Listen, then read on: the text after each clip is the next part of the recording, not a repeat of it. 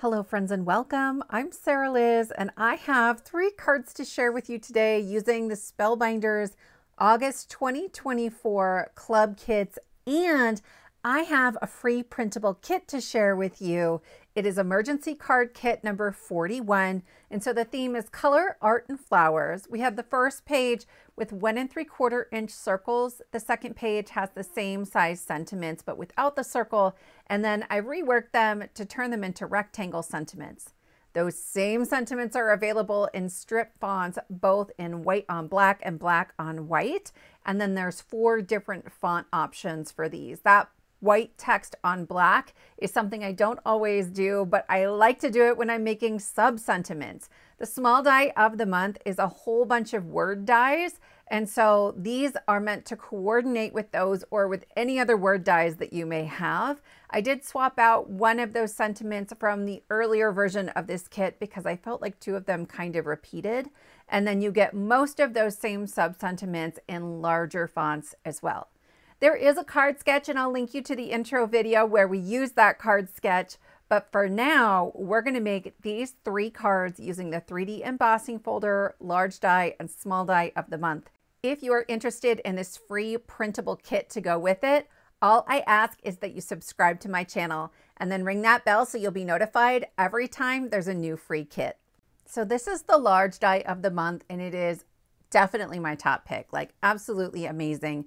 That big flower is about 3 inches by 3 inches. I've never seen Spellbinders come out with a flower quite that big. And then this is the small die, my friends. There are wonderful sentiments in here. Thanks, enclosed, thinking of you, miss you, hello, love you, big hugs, tons of really great stuff. And there are lots of ways to mix and match it. For our first card though, we're gonna use the 3D embossing folder, and I'll show that to you in just a minute here. But I tried something I'd never done before. This was just an experiment. So I have a half a sheet of cardstock. It's not watercolor paper because that doesn't emboss very well. This is just heavyweight white cardstock, and I'm bringing in my metallic watercolors, and I'm just going to create a rainbow sort of coming down from a single point in the corner.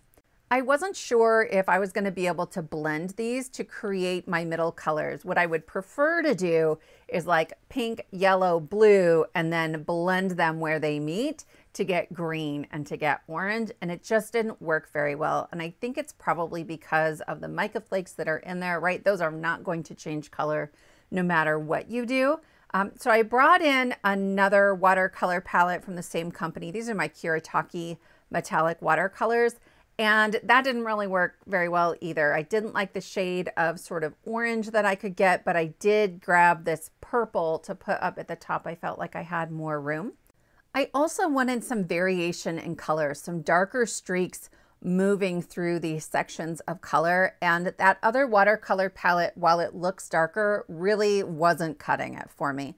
So I brought in my Lunar paste. This yellow is called Shooting Star, and you can see now we're sort of getting streaks in there. For the orange, this is Guppy, and I'm gonna use it pretty heavily because I don't like the orange that's in here, right? It's sort of muddy, not very bright. So I'm gonna bring in my streaks, and then I'm gonna bring in some water and just use that to spread the color in some of those areas and get more of a true orange in those sections. If you don't have metallic watercolor, you could probably do the whole thing with Lunar paste. Lunar paste embosses beautifully. I have a video where I've done that with club kits that came out maybe last August. I'll try to link that for you below, but you'll see it on this panel too.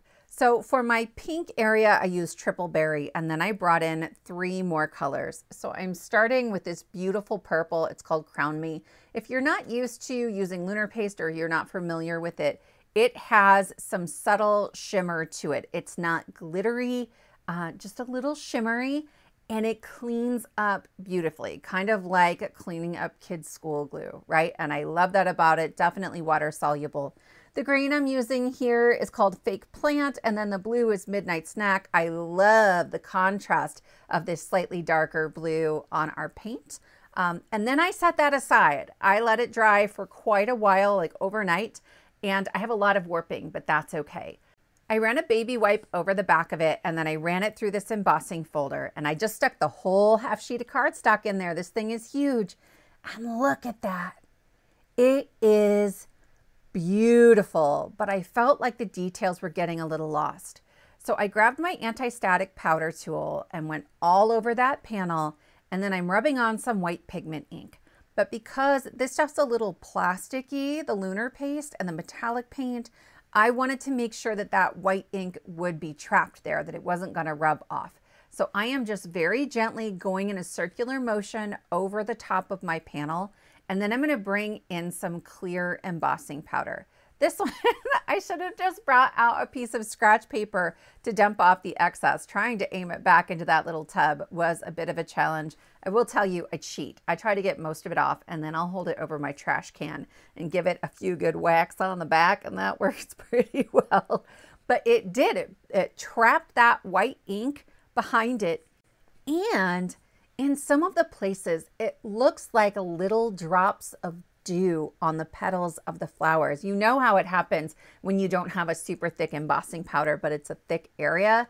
It's stunning on here. I absolutely encourage you to try this with whatever you have, right? Whether you have metallic paint or maybe some Lindy's Magicals or maybe the Lunar paste. This was a lot of fun. And now I get that rainbow motif, but I feel like it's a whole lot of fun. It's a little bit brighter than I tend to think of roses. So these are the rectangle sentiments from our kit, and I am just going to trim these with my trimmer. I start at the bottom and I connect the tick marks right on the blade of my trimmer. And then when I slide the blade up, I stop at the header. I don't cut all the way through. And I'm going to do that through all 4 of the tick marks that go from top to bottom. I want to leave the pieces on the side connected because there are tick marks there that I need to help finish cutting them out. So here you can see I have these flaps. I will rotate, and now I can cut all the way through. So I'm going to do that through a couple of rows to get the one that I want. If you want to see a full walkthrough of all the sentiments in the kit, I'll link you to the intro video for this one. All of these sentiments are about art or flowers or color.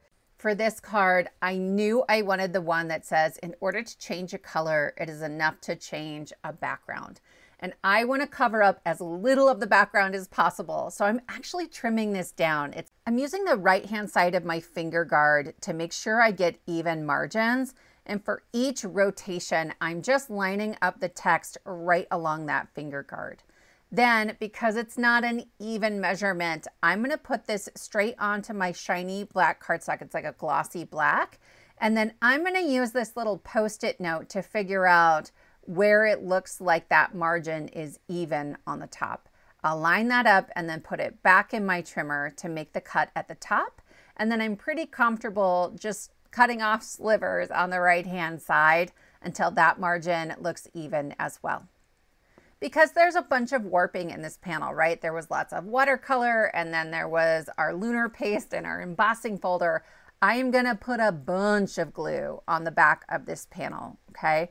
It's not super wet because it's a thin layer, but it is all over. I'm trying to make sure that no part of this background doesn't have glue.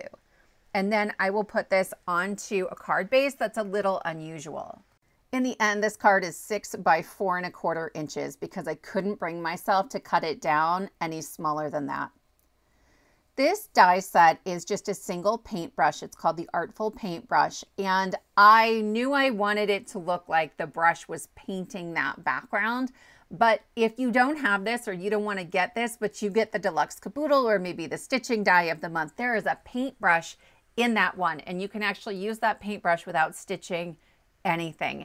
In my sneak peek video, I kind of zoom in on that die set and show you how you might be able to do that. I don't get that one, but I'm thinking about it because it's a paint palette with a paintbrush and it's super fantastic. I don't stitch things. You can't make me. But I think that would be a lot of fun here too. There are 2 pieces that fit on the back of the paintbrush to make the bristles. And so I put the 2 on the way they're supposed to go. And then I'm sort of trimming this second layer just to make sure it's not going to be matchy-matchy with which way the bristles are going. And then when I go to line up my 3rd layer, is that overkill? Maybe I didn't need 3 layers, but I did it. I'll just line them up the same way that I did the first 2 layers. I'm going to stack up this paintbrush. I want this to look really chunky and substantial, like maybe it's an actual paintbrush, and we're going to give it the texture of an actual paintbrush as well.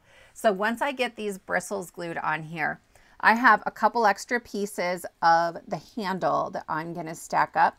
I have 2 because I essentially have 2 extra layers of bristles, and then I'm just going to trim off where the bristles are. I'm just eyeballing it. It works fine. And that will make it so that our paintbrush has the same depth all the way along. In the end, I also end up adding another layer of the paintbrush on the back just to kind of enclose the bristles. Totally not necessary, but it was done. If I had this to do again, I would skip that last layer just because later on when I go to trim the paintbrush, it doesn't all fit on the card. It's a lot of layers to get my scissors through. Or I could have used my guillotine trimmer in the end, but I didn't think about it at the time. So that will finish up the assembly of our paintbrush, except for this little metal piece I cut from some matte silver cardstock. I've been using the treasured cardstock packs from Spellbinders. There's one in gold, rose gold, and silver, and there's 15 sheets. You get 3 of 5 different finishes. You guys know I gushed about them through like 2 videos just because I think that they're pretty affordable as far as cardstock goes. But that's what I used for the silver on the paintbrush. Here, I'm sort of lining up the paintbrush where I think I want it. I slid some acetate underneath it, and then I brought in some white cardstock. Sometimes I'll do this to help myself better visualize what is it going to look like when I trim off the edge, because sometimes I get surprised, and that's never fun. So the acetate underneath means that I can paint the paintbrush and use this visual of my background to know exactly where I want each of the different colors. It'll look like I'm painting directly onto this background. So I'm starting with the same colors that I used to start my background, but then I will move on to my Lunar paste. And I love this because it gets a little thicker and chunkier. And I love the way it looks like really thick paint, and then you can run your fingers over it. I love texture on cards, and so this one for sure like feels like an actual paintbrush by the time we're done with it.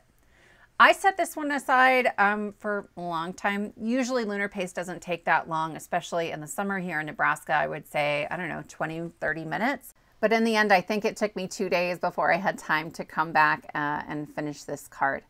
But this is what it looks like in the end, and that paintbrush I can pick up really easily off my acetate, and I was able to clean up the acetate as well. But now I'm going to go ahead and make sure everything is lining up the way I think it's going to. Those 2 pieces of tape in that upper right hand corner let me know where to put my paintbrush back down after I add my glue onto the back. So I'm going to add plenty of glue here. This is a pretty chunky piece. I don't want the glue stuck in the bristles, and so I'm just bringing in a silicone mat, but you could use a piece of scratch paper, back of your hand, anything like that, just to remove a little bit of that glue. And then I get impatient and I decide I'm going to cut off the extras of the brush before the glue is really dry. Don't do that. I can see it moving sometimes, which is not awesome. So I would let that dry at least for a little bit before you do this part.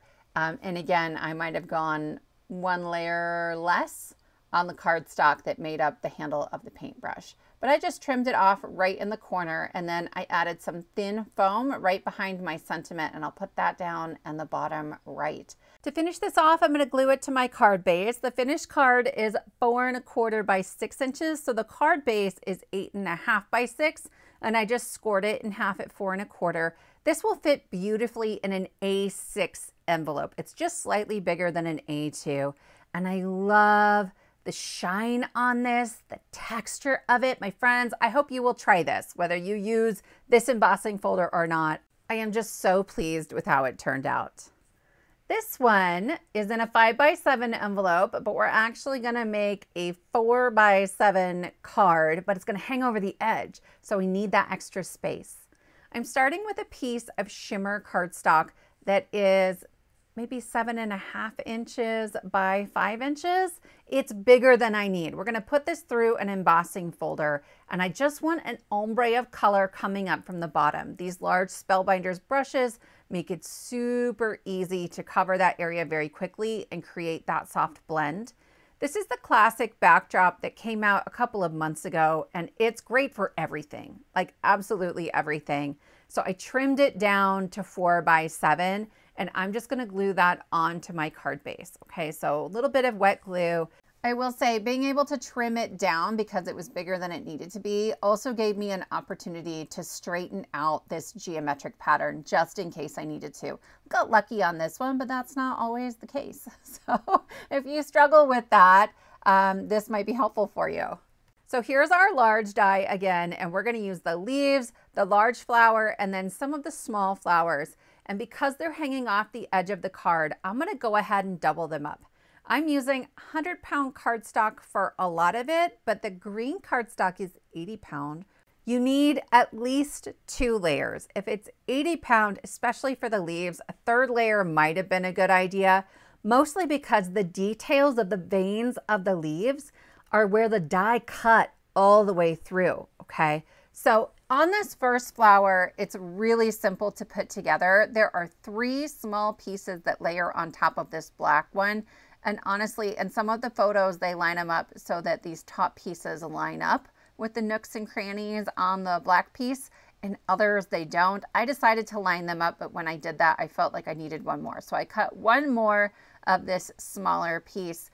I have no idea what flower this is supposed to be. I just make up my own whatever color palette I want for my cards because otherwise, I don't know any other way, really. I wouldn't know where to begin, like looking up flowers to figure out colors.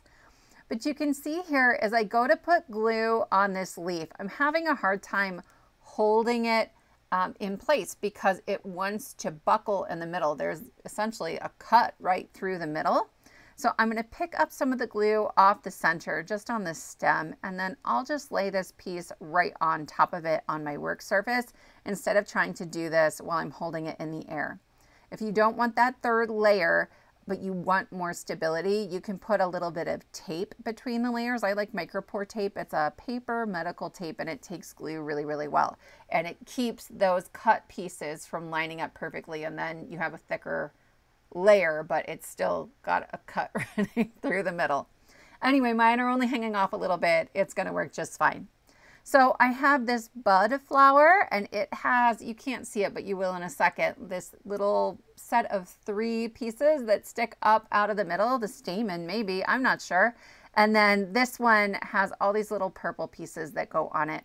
I'm going to add another one of those pieces to the center of this light purple flower that I'm not going to end up using, but I thought it was good to see the assembly all the same. You're using one of the same floral pieces from the purple bouquet sprig.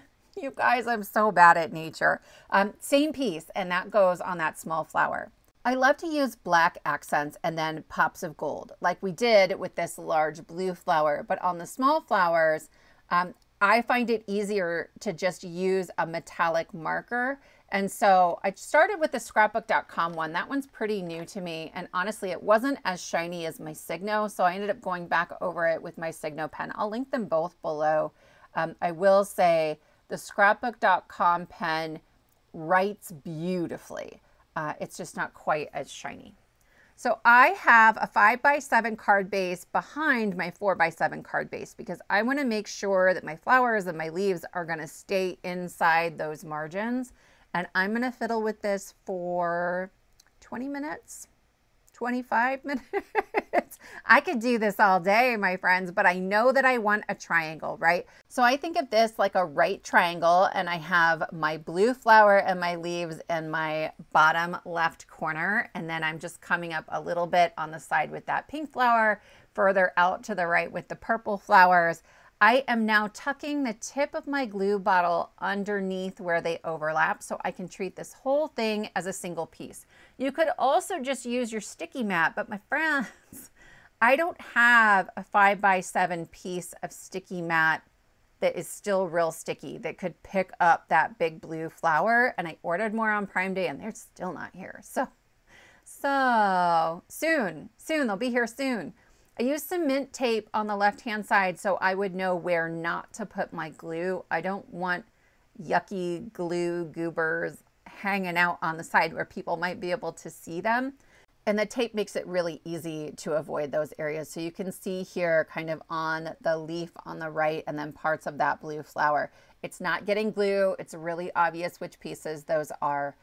Once I get glue all over everything, I can just flip this over on a few of those places where I'm worried the glue is going to ooze out. I did tap that off on the back of my hand, but then the tape also helps me to just line this right back up where I had it. As soon as the tape is straight, I'm just bringing it as low as possible and then I'll press it down onto my card.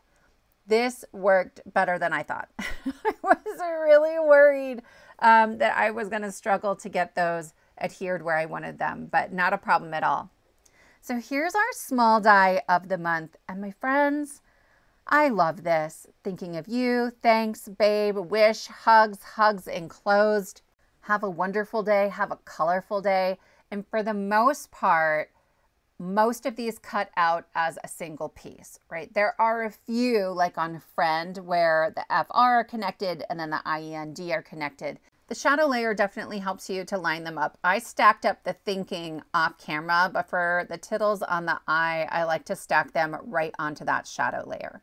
If you don't get the small die this month, but you have the small die from back in March, I want to say, it had some larger word dies that also coordinate really beautifully with this group of sub-sentiments. There are also some sewing themed sub-sentiments that came out with that one. I'll link to that video and kit below as well. So I'm using my tweezers on some of these smaller pieces just to help me see where they go, get my fingers out of the way while I'm gluing things down. And I'm going to line these up at the top of my card. And the size of these made it feel like maybe I wanted to chop down the top of the card, like there was too much space. But I thought, let's grab a sub-sentiment first and see what happens. So I already had a whole bunch cut. I'll show you how I cut them on the third card. And I am using the white text on black. And this one says, dumpster fires don't burn forever. Because it is printed black, I'm going to take my marker, just an alcohol marker, and go over the edges of that piece. And then I'm going to stack it up on another layer of black cardstock. It's 1/4 inch cardstock, so these cut out at about a 1/4 inch when you use the tick marks on the side. Because my wording is already sort of popped up, I like this to have a similar depth and feel to it. Then I will put it on a 3/8 inch strip of cardstock as well. So it has a really similar matte border on it as well. I just try to line up the top and bottom and the left-hand sides to have the same margin. And then I cut off little slivers until that fourth side looks like it matches everything else. And that's easy enough. So here it is, dumpster fires don't burn forever. And when I set this on my card with everything else, it actually makes it feel like the wording is big enough. I don't need to chop down the top of my card. I have photos that you'll see in the video where this card has the dumpster fires on the front of the card or on the inside of the card. I was a little bit undecided. I guess I'm still a little undecided. It would depend on who I was giving this to. So when I go to add my emergency sentiments, a lot of times what I'll do is glue down any of the more permanent wording, like thinking of you, and then I'll use my removable adhesive and I'll just add that on there in a way that I can remove it or replace it, or maybe add a different sub-sentiment depending on who's going to get this card later on. It helps me to build up my stash of cards in a way that's a little more efficient and doesn't take up quite as much space while still being prepared for any of my card giving occasions. So you can see how this is going to fit in a 5x7 envelope because we were so careful with the way that we arranged those florals. And then this will bring us to card number 3, and it also has a ton of shine.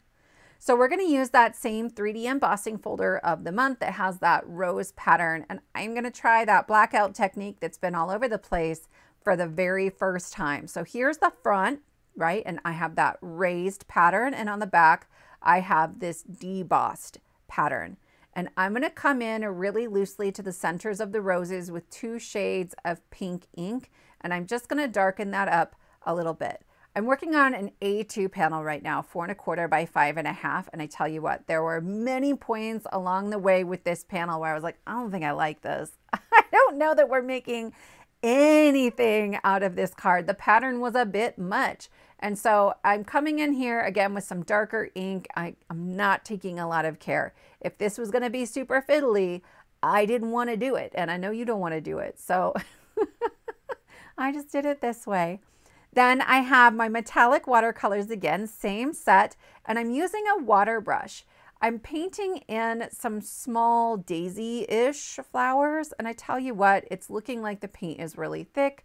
I wanted more of a wash of color. I wasn't sure, but I'm going to go ahead and I'm going to color all of them in. In the end, what I end up doing is cutting down a swath of this so that it looks like this metallic paint only goes in sort of a diagonal pattern through the middle of it. And here's what I found worked best. I am picking up paint and then I'm squeezing water out of the water brush as I'm painting this in. So there's a lot of ink kind of floating in these pools. And then I just dab over it with my rag. And I'm picking up some of that excess paint and I get more of that wash of color. In person, it's a little more translucent than kind of how it appears on camera, but it's really, really beautiful and a little more subtle maybe than what it looks like here. As I'm moving up into this top left corner, that's where I probably would have quit, right? If I kind of had a plan ahead of time, I would have just done the centers of the roses and then that sort of section that goes diagonally through the card. And then I'm going to come in. This is my Gina K Designs Amalgam Black Ink. It has a felt pad. A lot of my pads are a foam pad and I didn't want the ink squishing down in there. And so this is a little bit firmer. And I'm going in circular motions all over the top of it. I will also say this did a great job of covering up any of that metallic paint where I didn't stay inside of the debossed areas. And that was my goal, right? That's the beauty of this technique, is that you don't have to color or paint really precisely. And this worked out super well. It's still a lot. I still set this aside for 2 days and was like, I don't know. I'm gonna go ahead and spray the whole thing with some Sukaneko Shimmer Spritz just for some added shine because I couldn't help myself. And then I'm gonna splatter it with some black Shimmer Ink. I just got this. It was one of the things I got on Prime Day. Yeah, you can get this stuff on Amazon or you can get it from a couple other sellers. I'll try to link you with some options below. And it is water soluble. And so I added a little bit of water and I'm flicking that on with a paintbrush just for some added interest. I think if your painting or your inking isn't super perfect, sometimes splattering on there can make it feel more purposeful. And then I'm trying to figure out, how do I cut this down? What do I do? And I'm not actually going to use the die because I don't want to flatten out my panel, but the die really helped me to get a visual. And so I will just use my pencil along one edge to give myself a starting point. I'm creating an angle. I cut off where the pencil was, and then I'm going to trim this down so that this panel is just under 3¼ by 4½. So the black layer that we're going to glue this on top of is 3¼ by 4½. I'm going to use a lot of glue here, right? Especially because we're gluing down that raised area. So not super thick glue, but definitely all over the back of it. I don't want the corners looking like they're peeling up from here. Anytime I make a small little border like this, it reminds me of when I first started going to Stampin' Up! Parties. My demo would always show us cards that were making like just that thin little border. I know Gina K does that too, and I just love it.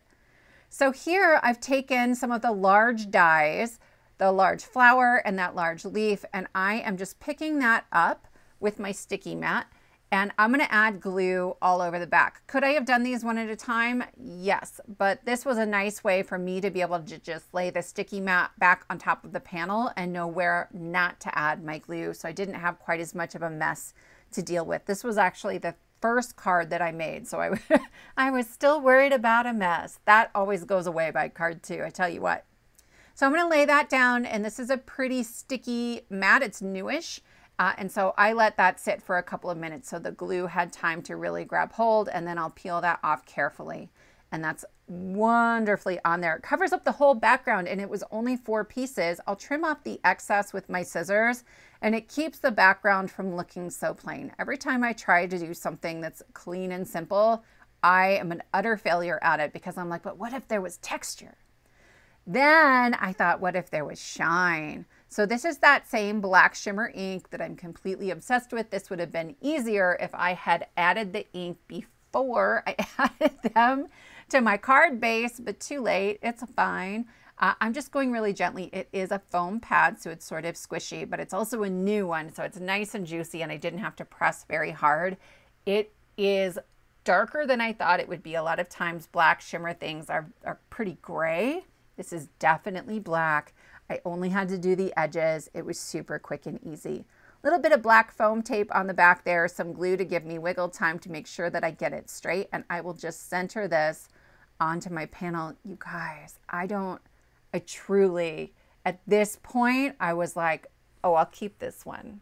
Oh, this might be a card that I don't give away immediately, right? When I really love them, I tend to hang on to them for a month or two, and then I'll send them out. So I was really, really pleased with how this was going. You'll have to let me know, right? Do you like this one? Which one of these cards do you like the best? I'm always curious. It's hard for me to pick favorites. I think it's just that this one surprised me so much. I'm stacking up sentiments from that small die of the month again. I thought I was going to do big things, but in the end, I keep it a little bit simpler. And again, I love that this is all one piece, the thanks, and I just have to glue it onto that background. So this page is sub-sentiments for the dies that are in that set. So I'm going to trim this, and I just want one column so that the tick marks are touching either side. And then I will cut off the bottom, connecting those tick marks on the blade of my trimmer. And a lot of times I'll do like a flip and rotate just to make sure that the bottom and the right-hand side are definitely at a 90-degree angle. Then I can trim right along those tick marks and have it perfectly straight every single time. There are headings in the printable to kind of let you know which sub-sentiments might go with which greeting. And so both of these are from the thank you section. I have big thanks, you're amazing, and big thanks for putting up with me. And that's what I'm doing here on this second one, is that for putting up with me. We'll use the marker again just to make sure they look really, really black from the side. And then I will glue each of those onto that 3/8 inch strip of white cardstock after I pop it up on one more layer of black cardstock. This is my go-to, right? If I am working with a background that I spent a lot of time on, or if I'm working with dies that I really, really love and I want them to be the focus of the card, then I'm more likely to use a strip sentiment than one of the circle or rectangle sentiments. I would love to know, if you've been using the emergency card kits, which size or shape of sentiment do you reach for most often? I'm always brainstorming, thinking about ways to add new things to the kits. But I'm never sure what people find most useful. So I'm going to glue on my thanks, and then I'm going to glue down the you're amazing. If I had it to do again, I would use my removable adhesive for the sub sentiment so that I could change that later if I wanted to. I know I have lots of people who probably need the card that say for putting up with me, but that will finish off card number 3. It has great shine, tons of texture. I love this one. So those are our 3 cards for today. I would love to know which one is your favorite, and if you subscribe to the clubs, what do you get? If you're interested in the free download, all I ask is that you subscribe to my channel and then ring that bell so you'll be notified every time there's a new free kit. I release them on the 1st and 3rd Friday of every month, but there's tons of other emergency inspiration as well. Come back on Friday for the stepped up version of the card sketch from this kit, and then later in the month for the club remix, where we're going to do something a little bit nuts with the large die. Thank you so much for spending your time with me, and I will see you next time.